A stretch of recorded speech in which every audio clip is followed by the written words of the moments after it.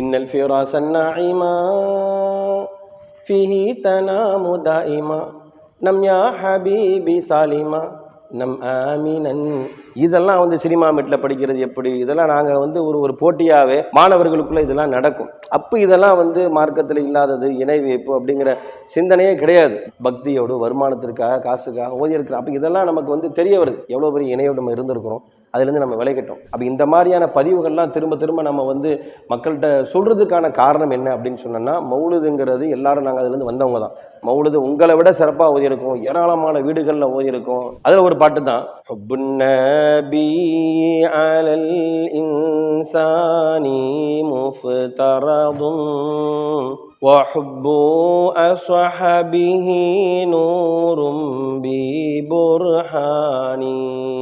அப்போ இந்த பாட்டை வந்து அதுக்குன்னு உள்ள மெட்டுன்னு நம்ம நினைச்சோம். இது ஒரு சினிமா பாட்டு. பழைய காலத்து ஆளுங்க கேட்டா சொல்லுவாங்க, வருவேன் நான் உனது மாளிகையின் வாசலுக்கு, ஏனோ அவசரமே என்னை அழைக்கும் வானுலகு அப்படின்னு ஒரு பாட்டு. இந்த பாட்டில் படிப்போம். அர்த்தம் தெரியாமல் படிக்கிறதுனால, இது சினிமா பாட்டு அப்படின்னு கூட தெரியாததுனால ஒரு வகையான ஜோஸில் ஒரு பக்தி மாதிரி என்ன செய்வோம்னா படிப்போம். அஸ்ஸலாமு அலைக்கும் வரஹ்மத்துல்லாஹி வபரகாத்துஹு. எனது பெயர் சையீது மசூத். எனது ஊர் மேலப்பாளையம். மேலப்பாளையத்தில் உள்ள உஸ்மானியா அரபிக் கல்லூரியில் 2005ஆம் ஆண்டு ஆலிம் பட்டம் பெற்றேன். 7 ஆண்டுகள் ஆலிம் வகுப்பில் 1999 2001 வரை தூத்துக்குடி மாவட்டத்தில் உள்ள மன்போசலா அரபிக் கல்லூரியில் 3 ஆண்டுகள் படித்தேன். அதன் பிறகு 2001 2005 வரை மேலப்பாளையத்தில் உள்ள உஸ்மானியா அரபிக் கல்லூரியில் அந்த 7 ஆண்டுகளை பூர்த்தி செய்து அங்குதான் ஆலிம் பட்டம் பெற்றேன். மதரசா காலங்களில் மௌலிது ஓதிய அனுபவங்கள் உண்டா என்ற ஒரு கேள்வி. பெரும்பாலும் ஆலிம் சாக்கள் வீடுகளில் மௌலிது ஓதக்கூடிய ஒரு நடைமுறை நமக்கெல்லாம் தெரியும். அப்போ மதரசாவில் உள்ள தொடர்பு தான் மௌலிது போன்ற விஷயங்களை அவங்க வந்து தெரிந்து கொள்வாங்க அப்படிங்கிறது யதார்த்தமான ஒரு விஷயம். ஆனால் என்னை பொறுத்தவரையில் மதரசா காலங்களுக்கு முன்னாலேயே மௌலிது அனுபவம் எனக்கு உள்ளது. ஏன் அப்படின்னு சொன்னால், என்னுடைய அம்மாவுடைய அப்பா, அதுக்கு வந்து சில ஊரில் அப்பாம்பாங்க, எங்கள் ஊரை பொறுத்தவரை மாமா அப்பா அப்படின்னு சொல்லுவாங்க. அவங்க வந்து ஆதி காலத்திலிருந்தே மௌலிது ஓதக்கூடிய ஒரு லெப்பையாக இருந்தாங்க. வீடு வீடாக மௌலிது ஓதுவாங்க, குரானும் ஓதி இருக்கிறாங்க, மௌலிது ஓதுவாங்க. ஆனால் மௌலிதுனா என்னன்னு தெரியாது.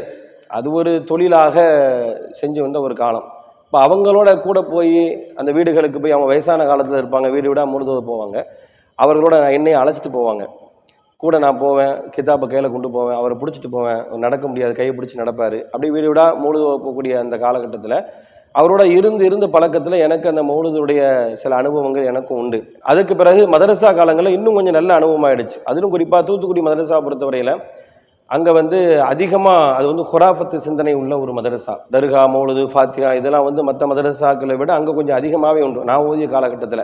இன்னும் சொல்ல போனால் தூத்துக்குடி மதரசா பொறுத்தவரையில் மாணவர்களுக்கு வீடுகளிலிருந்து பணம் வராது. மாணவர்கள் படிக்கிறக்கூடிய காலகட்டத்தில் அவங்களுக்கு வந்து என்ன செய்வாங்கன்னா, வீட்டில் இருந்து செலவுக்கு பணம் அனுப்புவாங்களே, மணி ஆர்டர் அனுப்புவாங்க. ஆனால் தூத்துக்குடி மதரசாவை பொறுத்தவரையில் அப்படி ஒரு தேவையே அவர்களுக்கு இருக்காது என்று சொல்லக்கூடிய அளவிற்கு இந்த மௌலிது ஃபாத்திஹா வந்து ரொம்ப அதிகமாக அங்கே இருந்துச்சு நான் ஓதக்கூடிய காலகட்டத்தில். இப்பவும் இருக்குது. இப்போ அதில் வந்து கூடுதலான அனுபவங்கள், மௌலிது அனுபவங்கள் உண்டு. நிறைய வீடுகளில் நான் மௌலிது ஓதி இருக்கிறேன். அதே மாதிரி ஃபாத்திஹாக்கள் ஓதி இருக்கிறேன்.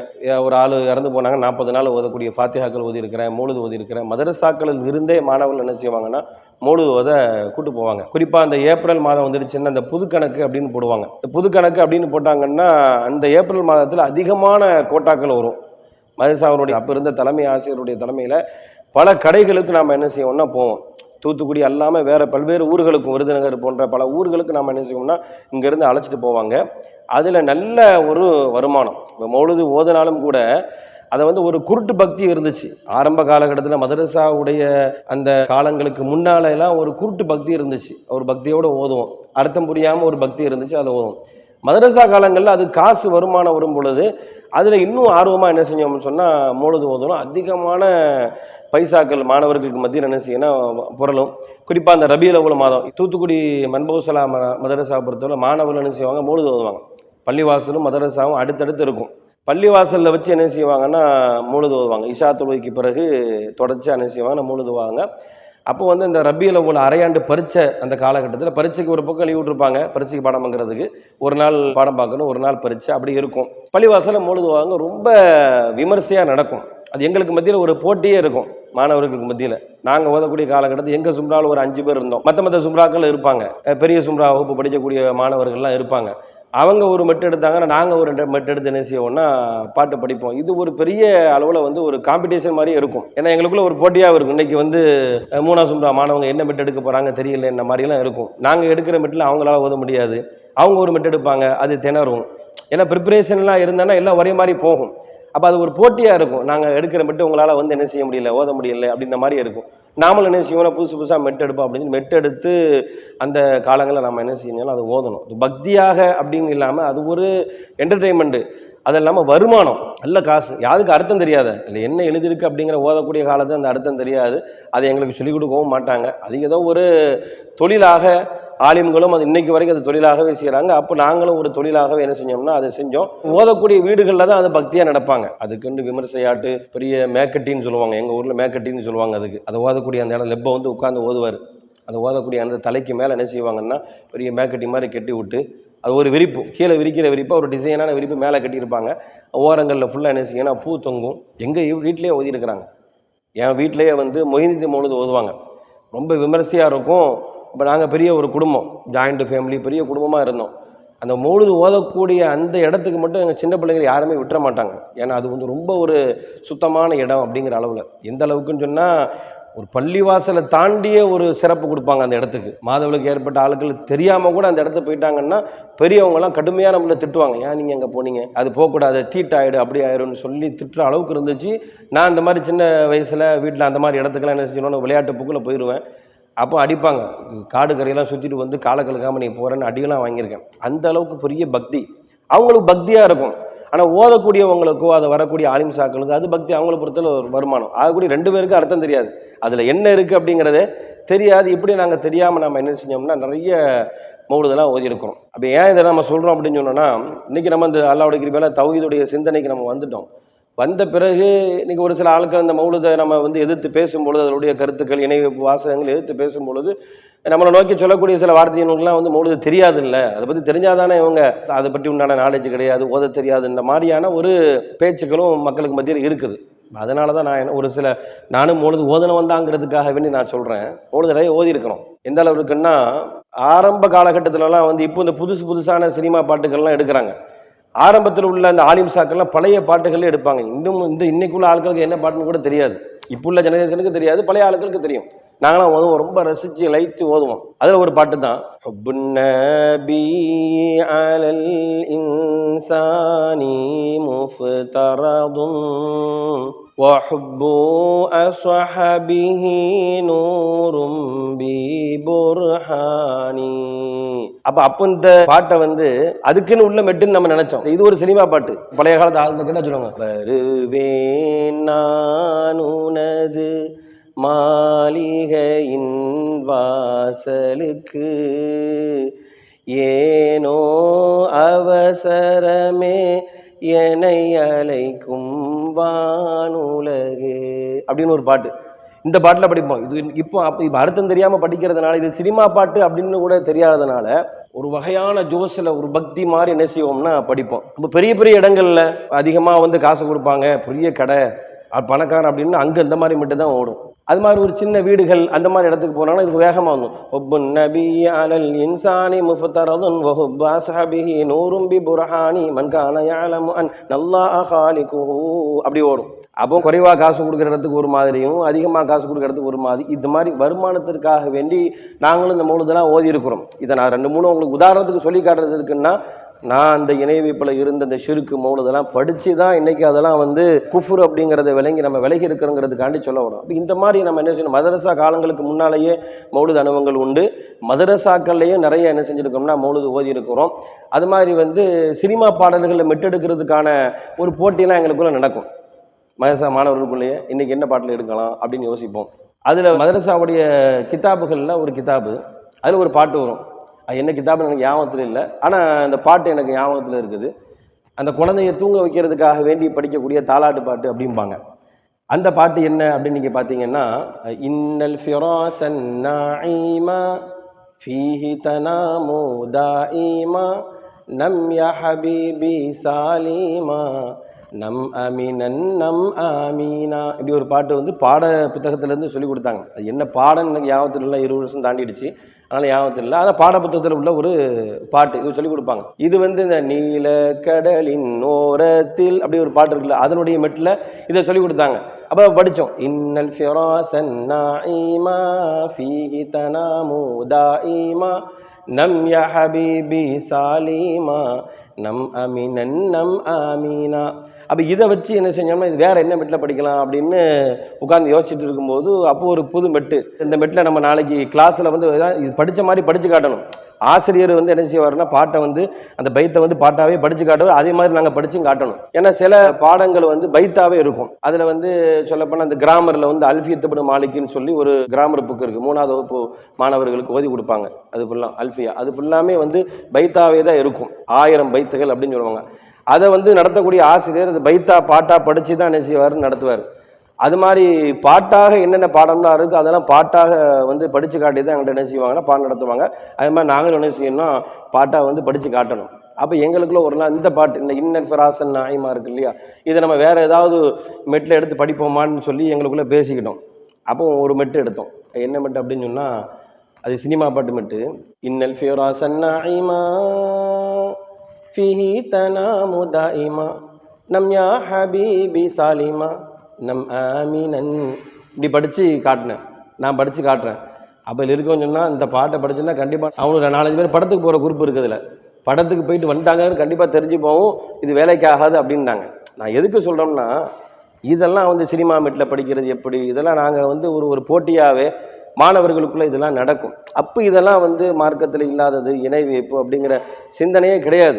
என்னை பொறுத்தவரை எப்படின்னு சொன்னேன்னா, நான் 7 வருஷம் படித்து அந்த 7ஆவது வருஷம் உஸ்மானியாவில் வந்து 2005 இந்த 7ஆவது வருஷம் அந்த முடிக்கக்கூடிய காலகட்டத்தில் தௌஹீதுடைய அந்த பயான்கள்லாம் அந்த பஜார் திரளில் போட்ட ஷைபுத்தீன் ரசாஜியை வச்சு சுன்ன ஜமாத் மூலமாக போட்ட அந்த மீட்டிங்லாம் அப்போ தான் நான் கேட்டது. அதுக்கு முன்னாடி எனக்கு தௌஹீதுடைய சிந்தனை அந்த மாதிரியான பயானுக்கெல்லாம் நான் கேட்க மாட்டேன். அந்த கடைசி காலகட்டத்தில் இவங்களுடைய பயானு, அதுக்கு மறுப்பு தௌஹீத் ஜமாத் பயான் போடுவாங்க. சுன்ன ஜமாத்லேருந்து என்ன செய்வாங்கன்னா ஷைபுத்தீன் ரசாதியை வச்சு தௌஹீதை எதிர்த்து மீட்டிங் போடுவாங்க. அதுக்கு பிறகு தௌஹீதுக்காரங்களும் மீட்டிங் போடுவாங்க. இப்படி அடுத்தடுத்து தொடர்ச்சியாக போயிட்டு இருக்கும். அப்போ கொஞ்சம் காலம் நாம் இதெல்லாம் கேட்டோம், இந்த பயான்லாம் கேட்டோம். ஆரம்பத்தில் வந்து விமர்சனம் பண்ணி ஷைபுத்தீன் ரசாதி பேசியிருப்பார் பஜார் திரையில் கூட. நஜாத்துக்காரன் வந்து விரல் அசைக்கிறாங்களா, விரலை வந்து அவங்க தானாக அசைக்கலை, பண்டி சூப்பு குடிக்கணும்னு சொல்லிட்டானுல்ல, பண்டி எலும்பில் சூப்பு போட்டு குடித்தோம்னா விரல் தானாக என்ன செய்யும், அசையின மாதிரியான ஒரு அந்த தௌஹீதை எதிர்த்து மீட்டிங் போட்டார். இப்போ எங்களுக்கெல்லாம் வந்து ரொம்ப ஒரு இதாக இருக்கும், தௌஹீதுக்காரங்களுக்கு சரியான ஷார்ட்டடா அப்படின்லாம் நாங்கள் நினைப்போம். அப்போ அந்த மாதிரி கடைசி காலகட்டத்தில் தான் இந்த தௌஹீதுக்காரங்களுடைய பயான் அதெல்லாம் நம்ம கேட்க ஆரம்பித்தோம். இப்போ அந்த காலகட்டத்தில் 2005 நம்ம பட்டம் வாங்கியாச்சு. பட்டம் வாங்கின பிறகு எங்கள் ஊர்லேயே உள்ள ஒரு பள்ளிவாசல், சுன்ன ஜமாத் பள்ளிவாசல், ஜப்பானி ஆலிம் கீழப்பள்ளி அப்படின்னு ஒரு பள்ளி இருக்குது. அந்த பள்ளியில் கொஞ்சம் காலம் நாம் வந்து பணியும் செஞ்சேன், இமாமத்தில் நான் இருந்தேன். எனக்கு ஓதி கொடுத்த ஒரு ஆசிரியர் தான், அவர் என்ன அந்த இடத்துல வச்சுட்டு வெளிநாட்டுக்கு போனார். அவர் வர்றதுக்குள்ளே நாம் என்ன செஞ்சிட்டோம்னா, ஒரு கிட்டத்தட்ட சட்டேற கூட எனக்கு தெரிஞ்ச ஒரு 8 மாதம் இருக்கும். 8 மாதம் வரைக்கும் நாங்கள் வந்து இமாமத்தில் இருந்தேன். இருக்கும் பொழுது பல கேள்விகள் என்னை நோக்கி வருது. அந்த விஷயத்தை எதுக்கு சொல்கிறோம்னா, எனக்கு தௌஹீதுடைய சிந்தனை எங்கே இருந்து ஆரம்பிக்குது அப்படிங்கிற விஷயத்துக்காக நான் சொல்ல வரேன். ஆலிமா பள்ளிவாசல் நான் இருக்கும் பொழுது பள்ளிவாசலுக்கு வரக்கூடிய வரக்கூடியவங்க பலரும் என்ன செய்கிறாங்க, நம்ம இடத்துல கேள்வி கேட்குறாங்க, மார்க் அறிஞர்ன்ற அடிப்படையில் கேள்வி கேட்குறாங்க. என்ன மாதிரி கேள்வி அப்படின்னு சொன்னோன்னா, தௌஹீதுக்காரங்கள்ட்ட இருந்து வரக்கூடிய கேள்வி மாதிரியே இருந்துச்சு. அந்த மாதிரி கேள்வி கேட்ட ஆளுக்கெல்லாம் நாங்கள் அன்றைக்கி தௌஹீதுன்னு தான் சொன்னோம், இவங்களாம் நஜாத்துக்காரன் அப்படின்னு சொன்னோம். கேள்வி கேட்டாங்க, இந்த மாதிரி தராவி சம்மந்தமாட்டு 23 8 அந்த மாதிரி விஷயங்கள், அது மாதிரி இந்த மௌலுது ஃபாத்திஹாவுக்கு எதிரான விஷயங்கள்லாம் கேள்வி கேட்டாங்க. கேள்வி கேட்கும் பொழுது அப்போ சுன்ன ஜமாத்தில் இருந்து அந்த நிலைப்பாட்டுக்கு ஏற்ப என்ன பதில் சொல்லுவோமோ அந்த பதிலை நானும் சொல்லிட்டு இருந்தேன். ஆனால் இருந்தாலும் எனக்குள்ள ஒரு உறுத்தல், குரான் ஹதீஸில் இருந்து கேட்குறாங்க, நம்மளால் சொல்ல முடியலையே, ஆலிமா இருக்கிறாமே, நம்ம கேட்டது மட்டும் தானே அப்படி சொல்ல முடியுது அப்படின்ற மாதிரியான ஒரு மன நெருடல்லே இருக்கும் பொழுது தான் ஒரு 8 மாத காலம் அங்கே அப்படி போகுது, அந்த ஜப்பானி ஆலிம் கீழப்பள்ளியில் போகுது. அதுக்கு பிறகு எனக்கு இந்த பொருளாதார சூழல் இந்த மாதிரி பிரச்சனைகள் இருக்கும்போது வெளிநாட்டுக்கு போகணுன்ற மாதிரியான ஒரு நிலைமை ஏற்படும் பொழுது நம்ம அப்படி அதை ஸ்கிப் பண்ணிட்டு வெளிநாட்டுக்கு போயிட்டோம். வெளிநாட்டுக்கு வந்த பிறகு தான் முழுக்க அல்லாஹ்வுடைய கிருபையால் நமக்கு இந்த ஏகத்துவ சிந்தனை அங்கே தான் வந்துச்சு. அங்கே உள்ள மண்டலத்தில் உள்ள நிர்வாகிகள், அப்போ என்னோட பக்கத்தில் பணி செய்யக்கூடிய, நான் வீட்டில் தான் வேலை செஞ்சேன், பக்கத்து வீட்டில் வேலை செஞ்ச திருச்சிக்கார ஒரு ஆள் இருந்தார், சாதிக்கு ஒரு பேர். அவர்லாம் வந்து பள்ளிவாசலுக்கு போகும்போதெல்லாம் அதிகமாக இடத்துல இந்த மாதிரி மார்க்க விஷயங்கள் கேட்பார். நீங்கள் 1000 வருஷம் ஓதி படிச்சிருக்கிறீங்க, நீங்கள் பதில் சொல்லுங்கள் அப்படின்னு நிறைய விஷயங்கள் கேட்பார். அப்போ நம்ம குர்ஆன் ஹதீஸிலிருந்து பதில் சொல்லக்கூடிய ஒரு ஏன்னா அப்படி நம்ம சொல்லி பழகல, எங்களை பழக்கல் இல்லை. அலிம்சாக்கள் என்ன பதிலாக சொல்லுவாங்களோ எதை நம்ம பதிலாக கேட்டோமோ அதை அப்படியே சொல்லிக்கிட்டு இருந்தோம். இருந்தாலும் அது வந்து தவறு, இது நம்ம வந்து ஒப்புக்கச்சப்பானியாக தான் அந்த மாதிரியான பதில்களை சொல்கிறோன்ற ஒரு உறுத்தல் எனக்கு இருந்துச்சு. அதுக்கு பிறகு தான் கொஞ்சம் கொஞ்சமாக நம்ம வந்து சுயமாக என்ன செய்யணும்னா நம்ம வந்து ஆய்வு பண்ணணும், மார்க்கத்தை அதிகமாக தெரிஞ்சுக்கணும், ரெண்டு தரப்பு விஷயங்களையும் தெரியணுங்கிற அந்த சிந்தனையெல்லாம் அதுக்கு பிறகு வெளிநாட்டுக்கு போன பிறகு தான் எனக்கு வந்துச்சு. அப்போ நம்ம என்ன செய்கிறோம் அப்படின்னு சொன்னோன்னா கொஞ்சம் கொஞ்சமாக இந்த தௌஹீதுடைய அந்த வீடியோக்கள், அவங்க பேசக்கூடிய அறிஞர்கள் பேசக்கூடிய வீடியோக்களை கேட்குறோம். அதுக்கு எதிராக பேசக்கூடியவங்க சுன்ன ஜமாத் இருந்த ஷேபுத்தீன் ரஷாதி, அது போன்ற ஷேக் அப்துல்லா ஜமாலி, அந்த மாதிரியான வீடியோக்கள் கேட்குறோம். அப்படிலாம் கேட்கும் பொழுது எனக்கு ஒரு விஷயம் நல்ல பிடிபடுது. இவங்க குர்ஆன் ஹதீஸில் நின்று பேசவே இல்லை. நம்ம எந்த கொள்கையில இருந்து படித்தோமோ பட்டா வாங்கி வெளியே வந்தோமோ அவங்க வந்து குர்ஆன் ஹதீஸில் இருந்து எதையுமே பேசலை. அவங்க முன்னோர்கள் அந்த மாதிரி அவங்க மதரசெல்லாம் ஓதும்போது எதை வந்து சொல்லி கொடுத்தாங்க அதை அப்படி என்ன செய்கிறாங்க நமக்கு சொல்லித்தராங்க. நம்ம கேள்வி கூட என்ன செய்யலை, சரியான ஒரு ஆன்சர் இல்லை அப்படிங்கிற விஷயம் தெரிஞ்சு அங்கே நமக்கு தௌஹீது சிந்தனை ஏற்பட்டுச்சு. அதில் இருந்து நமக்கு தொடர்ச்சியாக இந்த ஏகத்துவத்தினுடைய ஒரு சிந்தனை வந்துச்சு. இதுவெல்லாம் நம்ம ஆரம்பத்தில் இருந்த இந்த மௌலுது இதில் எவ்வளோ பெரிய ஒரு சிறுக்கில் நம்ம இருந்திருக்கோம் அப்படிங்கிறது அல்லாஹ் நமக்கு புரிய வச்சான். குறிப்பாக வந்து சொல்ல போகிறா இருந்தால் நீங்கள் சுபஹான மௌலுதில் எவ்வளவு சிறுக்குகள் இருக்குதோ அந்த அளவிற்கு இன்னும் சொல்லப்போனால் அதை விட ஒருபடி மேலே வந்து புருதான்னு சொல்லுவாங்க. புருதானை நான் ஓதியிருக்கேன். புருதா வந்து நான் 5வது சும்ரா ஓதும் பொழுது எங்கள் ஊரில் உள்ள ஒரு லெப்பை அவர் இன்னும் வரைக்கும் இருக்கிறாரு, தல்சமாத் வேலை ஓதி எழுதி பார்க்கக்கூடிய அந்த வேலை செஞ்சுக்கிட்டு இருந்தார். அவருடைய தர்கா, ஒரு தர்கா வச்சு நடத்துறது. அங்கே போய் நான் என்ன செய்வேன்னா டெய்லியும் ஃபஜ்ரு தொழுதுட்டு புருதா வரும். எனக்கு அவர் சம்பளம் கொடுத்தாரு. புருதா டெய்லியும் வாங்கணும். ஒரு கபரு, அவங்க ஃபேமிலியில் உள்ள ஆட்களை அடக்கி வச்சுருப்பாங்க. அந்த கபரில் சுற்றி பாட்டிலாக இருக்கும். சுபு தொழுதுட்டு நான் உட்காந்து நான் புருதா ஓதி என்ன செய்யணும்னா அந்த அங்கே இருக்க பாட்டிலெல்லாம் தண்ணியை ஊதணும். அவர் புருதா எதுக்கு ஓதுனா என்கிட்ட காரணம் சொன்னார். அதிகமாக மக்கள் நமக்கு வரணும், கஸ்டமர் அதிகமாகணும்னா புருதா ஓதணும் அப்படின்னு சொல்லி என்கிட்ட சொன்னார். நீ வந்து கஸ்டமர் அதிகமாக வரல, நீ ஒழுங்காக புருதா ஓதலைன்னு அர்த்தம்லாம் சொன்னார். அப்போ அந்த புருதா ஓதுமே என்ன செய்வோம்னா அதில் மீமில் தான் அதிகமாக முடியும். புருதாவை பொறுத்தவரை எனக்கு வந்து மறந்து போச்சு, ஓதி கிட்டத்தட்ட 20 வருஷம் தாண்டி போச்சுன்னா நான் மறந்து போச்சு. புருதா ஓதும் பொழுது அதில் வந்து 2 மீமில் முடியும் போது 2 மீம் இல்திகாவுல் மீமேன், அந்த 2 மீம் முடியக்கூடிய இடத்துல நீ என்ன செய்யணும்னா வாதீன் ஃபின்னாசி ஃபில் ஹஜ்ஜிய தூக்கு ரிஜாலன் வாலா குல்லி லாமிரி ஏத்திய மின்குலி ஃபஜ்ஜின மீன் ஒரு வசனம் இருக்குது. அந்த வசனத்தை ஓதணும். அதை ஓதி ஒவ்வொரு தடவையும் அந்த 2 மீமில் முடியக்கூடிய இடம் வரும்பொழுது அந்த வசனத்தை ஓதி அந்த பாட்டில் தண்ணியை ஓதணும் பாரு. அப்போல்லாம் எனக்கு புருதா வந்து கிட்டத்தட்ட ஒரு 2 வருஷமாக நான் அதில் வந்து ஓதிட்டு இருக்கும்போது ஃபுல்லாக மனப்பாடம், தொடர்ச்சியாக டெய்லியும் வந்து நான் புருதா மனப்பாடம். இப்போ வந்து நிறைய டோட்டலாகவே மறந்து போச்சு.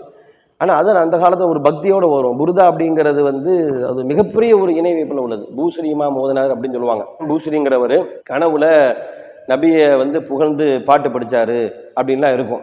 அதில் எந்த அளவிற்கு அபத்தங்கள் இருக்குது அப்படின்னு சொல்லி சொன்னோன்னா இதெல்லாம் நம்ம விளங்கின பிறகு நம்ம சொல்கிறதுக்கான காரணம்னா எப்போ வந்து ஒரு விஷயம் தவறுன்னு நம்ம புரிஞ்சிட்டோமோ எல்லாம் நமக்கு அதை உணர்த்திட்டானோ அப்போ அதுலேருந்து விலகணும். இன்னைக்கு நிறைய பேர் விளங்காமல் இருக்கிறாங்க, விலகாமலும் இருக்கிறாங்க. அதனால் வந்து நம்ம சொல்ல வரோம். அந்த புருதாவில் உள்ள ஒரு சில செய்தியை மட்டும் நான் உங்களுக்கு சொல்கிறேன். அதில் அந்த புருதா யார் படித்தாருன்னா அந்த பூஸ்ரீ இமாம் என்ன செஞ்சாங்க படித்தாங்க அப்படின்னு சொல்லி சொல்லுவாங்க. அவர் வந்து ரொம்ப நோயாய்ப்பட்டு இருந்தார். ரசூல்லாவை நினச்சி கனவுல பாட்டு படித்தார். ரசூல்லா வந்து அவருக்கு வந்து என்ன செஞ்சாங்க, போர்வை பொருத்தினாங்க, சால்வை பொருத்தினாங்க. அதான் புருதான்னு அதுக்கு பேர் வந்துச்சு அப்படிலாம் சொல்லுவாங்க. இதில் நிறைய அதில் இணையப்பு கருத்துக்கள் இருக்குது. ஒரே ஒரு விஷயத்தை மட்டும் நான் என்ன செய்கிறேன் அதில் சொல்கிறேன். இணையப்பு கருத்து அப்படிங்கிறத தாண்டி இது குர்ஆனுடைய அடிப்படைக்கு எதிரானது அப்படிங்கிறதே நான் அவங்களுக்கு வந்து என்ன செய்யறேன் புரிய வைக்கிறேன். அப்படி அவர் படிச்சுட்டு புருதா வந்து என்ன செய்யறாரு, பூஸ்ரீ இமாமும் ரசூல்லாவை நினைச்சு கவிதை படிச்சாராம். இப்படி கவிதை படிக்கும் பொழுது ஒரு வசனத்தை அவர் படிக்கிறார். எப்படி படிக்கிறாரு, ஃபமபலகுல் இல்மி ஃபீஹி அன்னஹு பஷருன் வ அன்னஹு கைரு ஹல்கில்லாஹி குல்லிஹிமி அப்படி வரும். இந்த இடத்த அவர் படிக்கும்போது என்ன செய்யறாரு, ஒரு லைன் மட்டும் படிக்கிறாரு. ஃபமபலகுல் இல்மு ஃபீஹி அன்னஹு பஷருன் அப்படி படித்த உடனே அதுக்கு அடுத்த வரி அவருக்கு தெரியலையா, அதுக்கு அடுத்த வரி என்ன அப்படின்னு அவருக்கு தெரியலை. அப்படி தெரியாமல் அவர் என்ன செய்கிறாருன்னா முடிச்சுக்கிட்டு இருக்கும்போது தான் ரசூல்லா வராங்களாம். ரசூல்லா என்ன செய்கிறாங்க, கனவுல வந்து படிங்க, ஏன் நிப்பாட்டிட்டீங்க, படிங்க அப்படின்னு சொல்லி சொன்னாராம். அப்படி சொல்லும் பொழுது அவர் லம் யக்திரு அலா தக்மீலில் பைத், அந்த பைத்தை முழுமையாக படிக்க எனக்கு முடியலை அப்படிங்கும் பொழுது தான் ஃபகால லஹு அலைஹிஸ்ஸலாத்து வஸ்ஸலாம் ரசூல்லா அவருக்கு சொல்லி கொடுத்தாங்க, இக்கரா படிப்பா, ஏன் நிப்பாட்டிட்ட படி அப்படிங்கிறாரு. ஃபகால அவர் சொல்ல இன்னி லம் அஃபுக்க லில் மசராயி, ஏன்னா என்னால் வந்து அதை வந்து படிக்க முடியலை, தொடர்ச்சியாக வந்து படிக்க முடியலைன்னு அவர் சொல்கிறார். உடனே ரசூல்லா எடுத்து கொடுத்தாங்களாம், அன்னஹு கைரு ஹல்கில்லாஹி குல்லிஹிமி அப்படிங்கிற 2வது லைன் அவர் என்ன செஞ்சார் எடுத்து கொடுத்தார்.